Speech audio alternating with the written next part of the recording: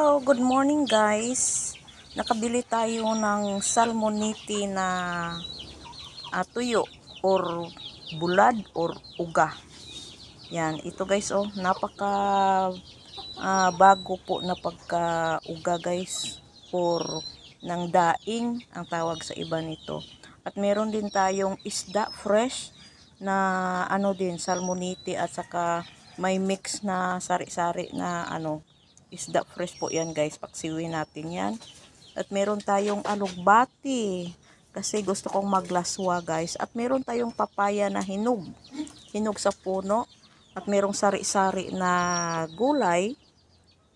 At saka meron ding saging saba na hinog po guys.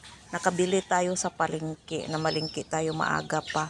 Kaya nakabili tayo ng 45 pesos ang isang ganito guys. Sa tingin nyo, mura na ba ito or mahal ang ganitong isang sipi? Ito isang sipi, 45 peso po ang binili natin.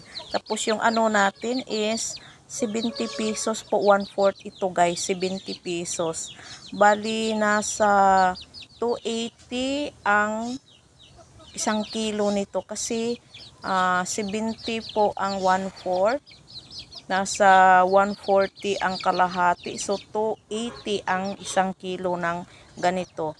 At ito naman ang natin, kalahating kilo is 100 peso po ang ating nabili nito, kalahati. Paksiwin ko po ito guys.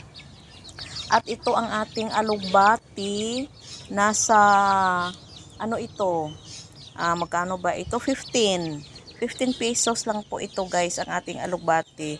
Fresh na fresh po siya guys ito. At ito galing po ito sa puno. Sa puno po ito, nahinog siya sa puno.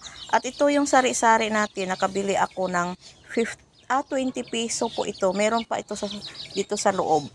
Yan, nakabili ako ng 20 peso nito guys. So, gawin natin ito, lulutuin natin ito. So, ito kainin na lang namin to, na pwede isa lutuin or pwede ding kainin na lang ng So, ito ang ating ulam for today guys. So, lulutuin natin ito guys, at saka tayo ng salmoniti. So, andito yung alaga ko guys. Yan. Yan. Gusto niyang mo mo intra po siya dire.